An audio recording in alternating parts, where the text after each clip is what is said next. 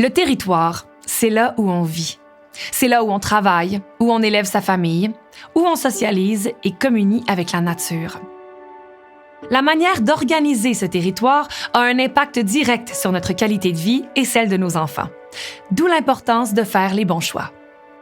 Le schéma d'aménagement et de développement nous permet de prendre les meilleures décisions en matière d'organisation, de développement et de préservation du territoire. Mais qu'est-ce exactement qu'un schéma d'aménagement et de développement? Le schéma d'aménagement, c'est un ouvrage sur lequel on connaît le territoire, on connaît ses caractéristiques, on les identifie et on les énumère. Et à partir de ces caractéristiques-là, de ces connaissances-là, on projette ce que deviendra le territoire. On se donne une vision de là où on va mener la destinée des communautés sur ce territoire-là.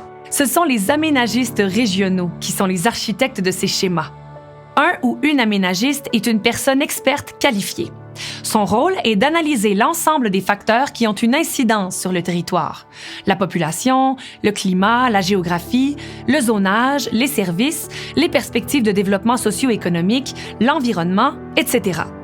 C'est à partir de l'ensemble de ces données que les aménagistes imaginent la meilleure organisation possible du territoire. Les aménagistes guident le travail des élus pour réaliser un schéma d'aménagement. Ils contribuent largement à donner l'information requise pour prendre les bonnes décisions.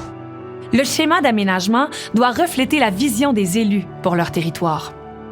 Ça passe par le schéma, parce que c'est à l'endroit qu'on peut planifier, regarder les visions des élus, puis essayer de coordonner ça aussi avec la vision du provincial. Qu'est-ce qu'on veut pour le Grand Québec, mais qu'est-ce qu'on a besoin localement? Ça passe par l'aménagement de notre territoire. Une région, ça se développe, ça se transforme, ça évolue avec l'activité humaine et naturelle. Le schéma d'aménagement doit s'adapter à cette évolution. Un schéma d'aménagement, c'est pas un outil statique.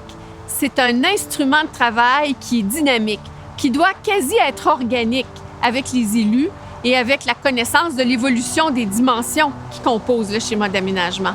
Alors, l'interaction, elle est constante entre les décisions qu'on prend, la prise de connaissance des événements, de nouvelles données qui doivent nous être transmises, l'analyse qu'on en fait.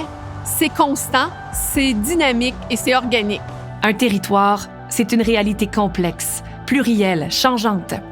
En travaillant de concert avec d'autres spécialistes, les aménagistes recueillent l'ensemble des données nécessaires à la prise de décision. L'aménagiste régional doit avoir une connaissance très fine de sa MRC et doit aussi utiliser le savoir et les connaissances des acteurs du milieu. Donc, on a besoin d'intrants, on a besoin de matière pour être capable de traiter des enjeux, de développer notre territoire. Donc, on parle de logement, on parle de soins de santé, d'éducation, de mobilité, d'environnement, on parle de main-d'œuvre. Donc, ça fait plusieurs domaines qui doivent travailler ensemble pour être capable de réaliser le projet et non pas travailler en silo pour éviter justement qu'on échappe certains éléments, certains enjeux importants. Donc, c'est essentiel, à mon avis, qu'on ait une approche multifactorielle.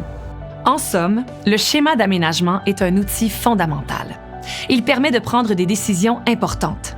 Des décisions qui ont incidence directe et concrète sur tous les aspects de la vie des citoyens et citoyennes.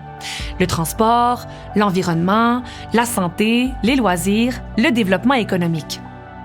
Pour en savoir davantage sur le schéma d'aménagement et de développement et le rôle de l'aménagiste régional, visitez notre site web à aarq.qc.ca.